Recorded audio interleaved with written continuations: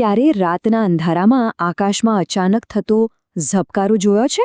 એક જ સેકન્ડમાં આખા આકાશને અજવાળી દેતી એ વીજળી? ખરેખર એક કુદરતની શક્તિનું કેવું અદ્ભુત પ્રદર્શન છે, નહીં? પણ ક્યારે વિચાર આવ્યો કે આટલી પ્રચંડ ઊર્જા, આટલો તેજ પ્રકાશ આખરે બને છે કેવી રીતે?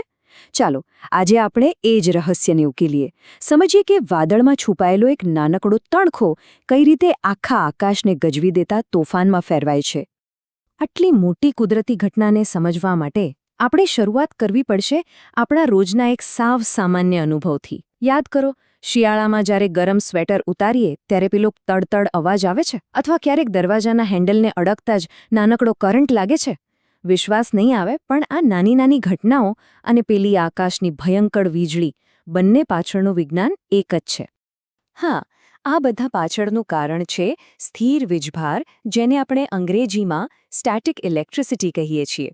સાવ સાદી ભાષામાં કહીએ તો, જ્યારે કોઈપણ વસ્તુ પર પોઝિટિવ અને નેગેટિવ ઇલેક્ટ્રિક ચાર્જનું બેલેન્સ બગડી જાય ત્યારે આવું થાય છે. પછી ભલે આપણા સ્વેટરનો નાનકડો તણખો હોય કે આકાશની વીજળી. આ બધું સમજવા માટે આ પહેલો અને સૌથી અગત્યનો નિયમ છે. પણ સવાલ એ છે કે આ વીજભારનું અસંતુલન, એટલે કે આ ઇમ્બેલેન્સ, થાય છે કેવી રીતે? આનો જવાબ એક જ શબ્દમાં છે: ઘર્ષણ. હા, એટલે કે બે વસ્તુઓનું એકબીજા સાથે ઘસાવું. આ એક જ ક્રિયા વીજળી બનવાની આખી પ્રક્રિયાનો પાયો છે. ભૌતિકશાસ્ત્રનો એક સીધો સાદો નિયમ છે: જ્યારે કોઈપણ બે વસ્તુઓ એકબીજા સાથે ઘસાય છે ત્યારે શું થાય?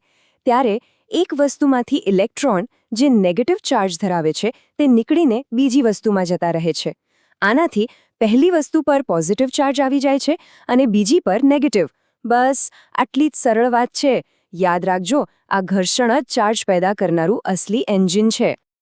સારું, સ્વેટર અને વાળના ઘર્ષણની વાત તો સમજાઈ ગઈ, પણ હવે આ જ નિયમને આપણે આકાશમાં તરતા પેલા લાખો ટન વજનના વાદળો પર લગાવીએ. ત્યાં એવું તો શું એકબીજા સાથે ઘસાતું હશે કે જેમાંથી આટલી બધી પ્રચંડ ઊર્જાવાળી વીજળી પેદા થઈ જાય? જુઓ, વાદળની અંદર એક આખું તોફાન ચાલી રહ્યું છે. એમાં મુખ્ય 3 વસ્તુઓ થાય છે. પહેલું, વાદળમાં પાણીના અસંખ્ય ટીપાં અને બરફના નાના નાના કણો બને છે. બીજું, હવાના શક્તિશાળી પ્રવાહો, જેને અપડ્રાફ્ટ્સ કહે છે, તે આ બધા કણોને ખૂબ જ ઝડપથી ઉપર નીચે લઈ જાય છે.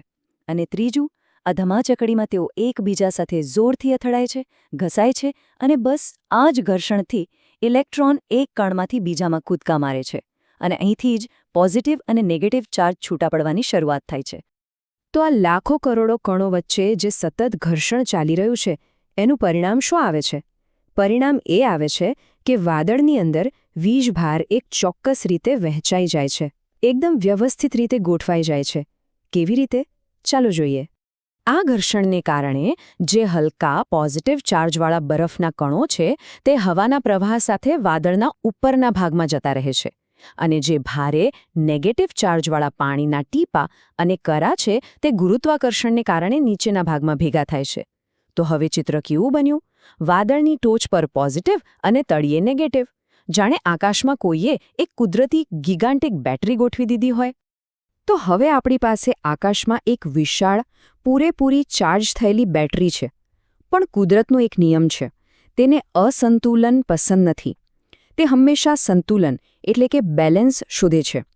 આટલી મોટી માત્રામાં અલગ થયેલો વીજભાર લાંબો સમય ટકી શકે નહીં. તે હવે બહાર નીકળવા માટે, ડિસ્ચાર્જ થવા માટે એક રસ્તો શોધી રહ્યો છે.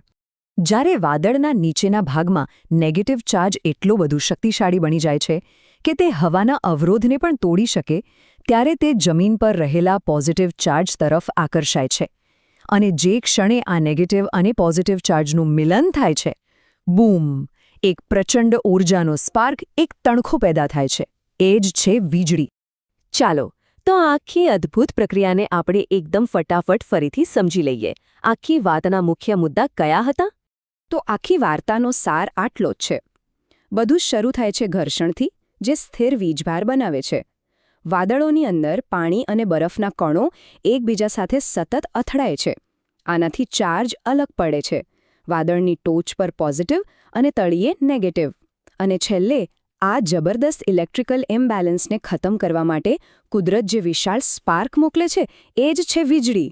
તો જોયું, આપણા સ્વેટરના એક નાનકડા તણખાથી શરૂ થયેલી વાત આપણને આકાશની ગર્જના સુધી લઈ આવી. આ બતાવે છે કે ભૌતિકશાસ્ત્રના સાવ સરળ નિયમો પણ જ્યારે કુદરતના વિશાળ સ્કેલ પર કામ કરે છે ત્યારે કેવા અકલ્પનીય પરિણામો લાવી શકે છે. અને આ આપણને વિચારતા કરી મૂકે છે કે પ્રકૃતિની આવી અદ્ભુત શક્તિ આપણને ભવિષ્યમાં હજી બીજા કયા રહસ્યો શીખવી શકે છે.